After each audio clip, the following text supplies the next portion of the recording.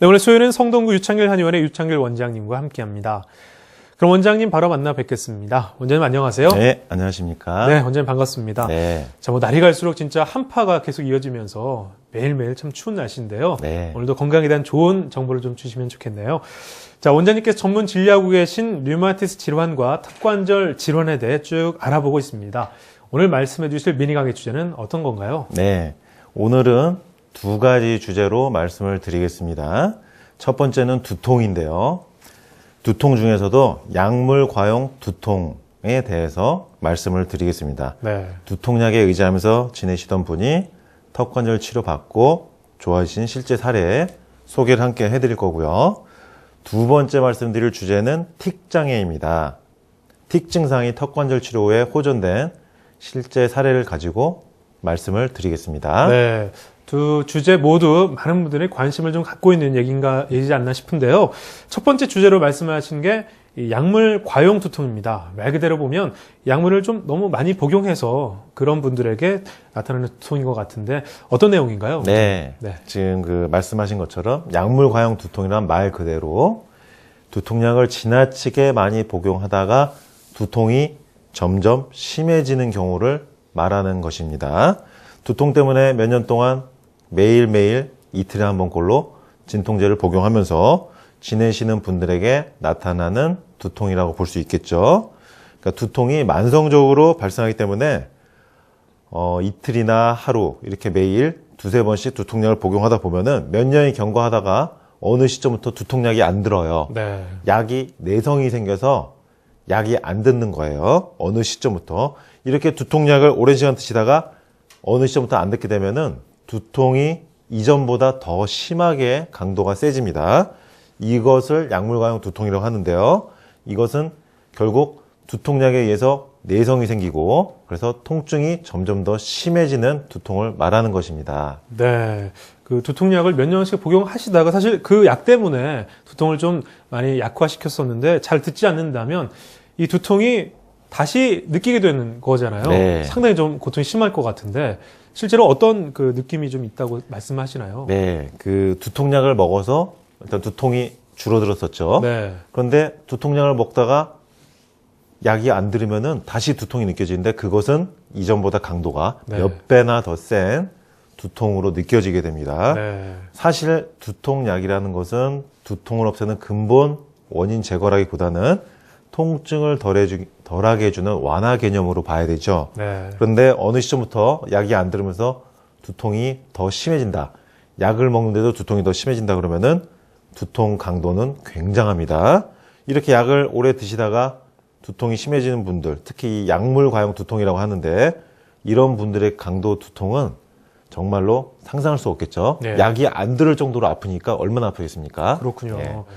두통약을 이처럼 오랜 시간 복용하시다가 약이 잘 듣지 않게 되는 건 어디에 문제가 생긴 것인지 궁금한데 일단 뭐 신경에서부터 교란 작용이 좀 있을 것 같습니다. 어떻습니까, 원장님? 그렇죠. 네. 지금 말씀해 주신 것처럼 신경에 이상이 나타난 겁니다.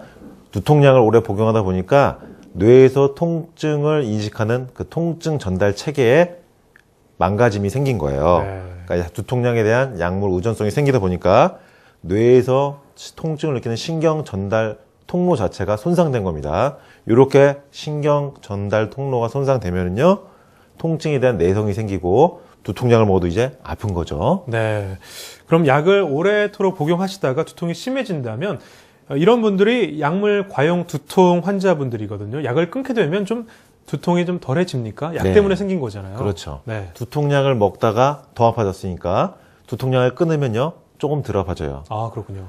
그런데 그게 잠깐이라는 게 문제입니다. 네. 왜냐하면 두통의 근본 원인은 그대로 있거든요. 그러니까 두통약을 먹다가 더 아파져서 먹던 두통약을 끊었더니 일단 좀 덜 아파지는데 다시 또 며칠 지나면 다시 아파지는 거예요. 네. 그러니까 마치 금단 증상과 같죠. 약 기운이 떨어지면은 결국 극심한 두통에 시달리게 됩니다. 네.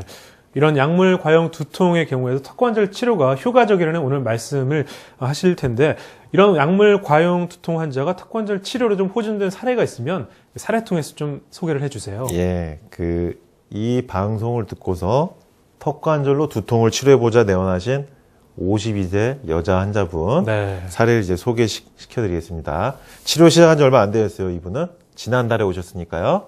2002년 11월 말에 오셨으니까 네. 지금 한 달 정도 이제 되신 거죠. 이분은 6, 7년 동안 두통에 시달리면서 두통약을 상습적으로 네. 이틀에 한 번 정도는 최소한 드시면서 지내오신 분인데 올해 들어서부터 두통약을 먹어도 안 가라앉고 두통약을 먹어도 더 아파지니까 이제 고민하면서 방법을 찾으시다가 이 방송 들으시고 이제 오신 거예요. 네.